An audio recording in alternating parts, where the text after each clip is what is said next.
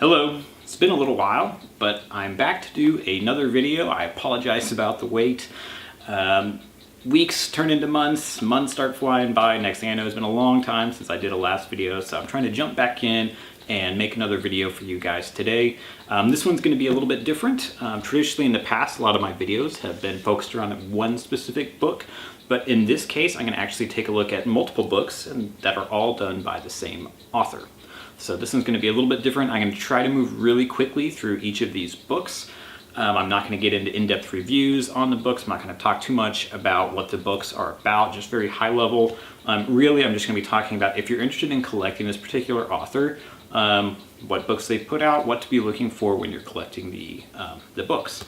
And the author that I'm going to be talking about today is Sarah Perry. So you may or may not be familiar with her. She is a British author. Relatively young, I think she's about 40 or so, from Essex, and she is one of my favorite current living authors out there. Her works are really, really good. If I had to put her into a specific genre, it's kind of hard because she sort of crosses over into a lot of different genres in her work, but I would probably say it's mostly literary. Although she touches into like a lot of historical fiction, it's certainly very gothic feeling. But it's definitely, I would say, primarily, if you were just going to pinpoint it into one, it would be a literary fiction, which isn't necessarily everyone's cup of tea. She certainly has a bit of a dense writing style. Some call it purple, but she's very descriptive. And some people like that, some people don't. It takes the right author to be able to write, a full page of these very vivid, living descriptions. For some people, it's way too much.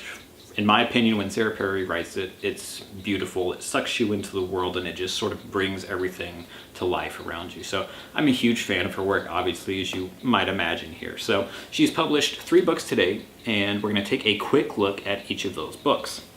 So this was the first book that she published, and this is After Me Comes the Flood.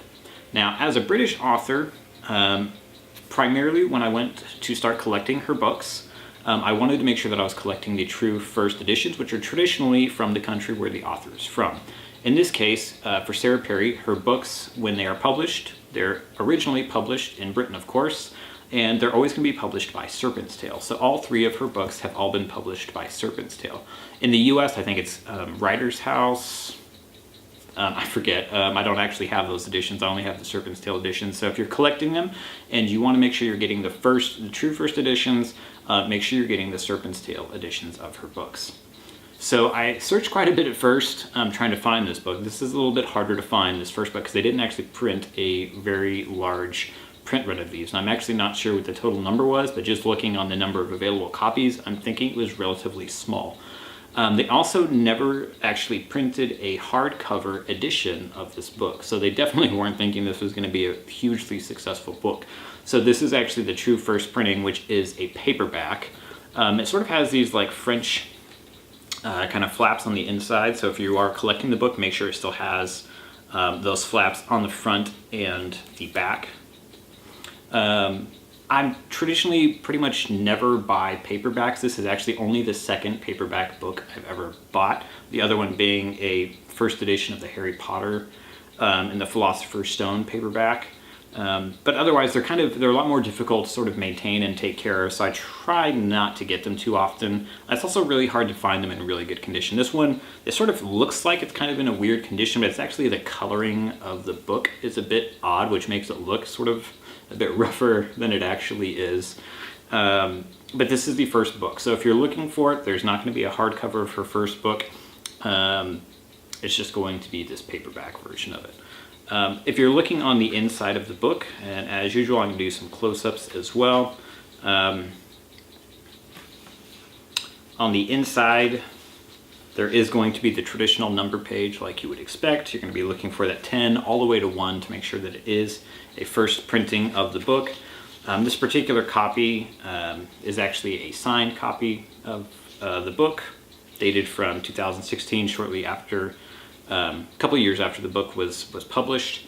I would say if you haven't read Sarah Perry, I don't know that I would necessarily start with this book. This is probably the most literary, I would say, of the 3 books that she has done. So Probably my least favorite of the three, but still a very good book, and it certainly kind of put Sarah Perry on the map to begin with.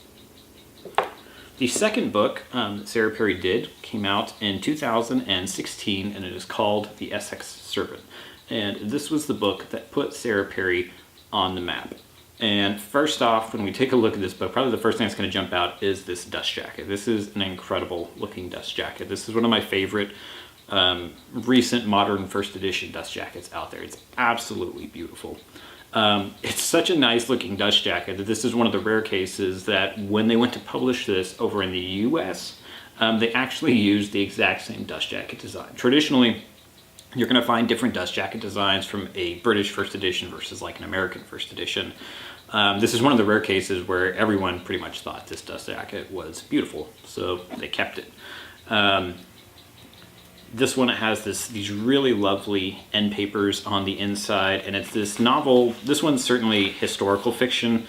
It's about this heroine called Cora Seaborn who travels to Essex and sort of learns about the myth of this mythological monster legend there called the Essex Serpent, and is sort of enthralled by this myth of this monster that's there. And she sort of has this weird combative romantic relationship with the local vicar that's there, who's really trying to just sort of put away this old ideology and myth and superstition surrounding this serpent that is terrorizing Essex. So it's a very, very interesting, unique book. Cora Seaborn is one of the most interesting and vividly written heroines that I've read in the last probably 5 or 10 years. This was my favorite book that I read of 2017. I highly, highly recommend this book. Like I said, I'm not going to get into the reviews, but if you are interested in reading Sarah Perry, I would definitely start with this. This is hands down my favorite of the 3 books. Again, on the inside, it's got these wonderful yellow end papers. You're going to want to look, especially on this one, make sure that the print run goes all the way down to the 1. There have been quite a few printings of this book. This book became very, very popular, became very successful. This was the Waterstones Book of the Year, won quite a few awards, and this is really the book that that legitimately put her on the map as a very successful author. This particular copy has also been signed by Sarah Perry. One of my absolute favorite books. Like I said, I'm a huge fan of this book. The dust jacket, when you take it off, it's just got this very simple black sort of buckram top here with white on the edges that just says the Essex Serpent. Otherwise, it's a very straightforward copy. But again, this is one of my all-time favorite books. I'd highly recommend, if nothing else, go check out this book. You're really going to enjoy it. And then last but not least is Melmoth. So this book is very recent. This actually came out in October of 2018. So this is very, very recent. So she's been putting out a book about every 2 or so years. This one is very literary as well, although this one I would probably put the most into the Gothic camp. There's certainly a lot of Gothic elements in the Essex Serpent, but in Melmoth it sort of takes these and runs with them. It's about this woman called Helen, and I really can't get too much into the story on this one. It jumps around a lot. She's sort of investigating another myth of Melmoth, which I really wasn't familiar with until I read the book, but it's based sort of heavily on another older book called Melmoth the Wanderer, and this is a very interesting book. It takes a bit to sort of process. I've actually just barely recently finished this book since it just came out a little while ago, and I'm still kind of processing sort of my opinions and thoughts on the book. It's very complex. It's not overly long, but it is it's very complex. The dust jacket, as you can see as well on this particular copy, is absolutely gorgeous. She's really been nailing the design on the look and feel, or I should say Serpents Tail has really been nailing that look and feel on these dust jackets. It's got these feathers all over here, and it's sort of, all of them are done in a couple different shades of this blue foil. It is absolutely gorgeous, and it goes around to the back and the sides as well. This is another case too where this dust jacket design was so nice, they actually used this exact same dust jacket design again when they did the American version, even though it wasn't done by Serpents Tail. There is also obviously a little bit of gold foil on there as well, but this is another absolutely beautiful dust jacket design. The Serpents Tail version is slightly nicer though than the American version, because I've also read the American version, or I should say I have a copy of the American version as well, and they actually took out the blue foil from the dust jacket, so the dust jacket's quite a bit more bland. The foil really brings this dust jacket to life. This copy is a little unique as well because it actually has 2 copies of the dust jacket, which I believe was some sort of like publisher's flaw. I actually need to get this one completely wrapped up in its own thing, but it came with 2 fine copies of the dust jacket, so I don't know that that actually makes it worth more than anything, but it was certainly kind of a surprise when I got it and saw that it had copies that were just pressed together like that. The book has this lovely golden feather, sort of keeping that theme on there, the black book with a little bit of foil there on the sides. The insides again have this really nice accenting end paper in there.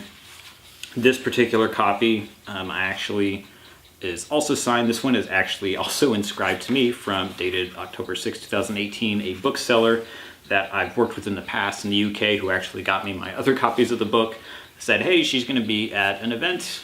We want me to get her to sign a copy for you. So that was really awesome. They were able to get this copy signed and inscribed over to me. So it's kind of one of the nice things when you work a lot with other booksellers. You start forming relationships with them and you're able to, have stuff like that where, I didn't even ask for it. They reached out to me and said, hey, she's going to be at an event that I'm at. Do you want me to get you a signed copy? And I was like, absolutely. So that was really, really cool. Sorry about that. The battery on my camera died right as I was closing out the video, so I'm just going to end it there. Thanks so much for watching, everybody. I'm going to absolutely try to finish out more videos. I'm not going to wait 6 months to do it.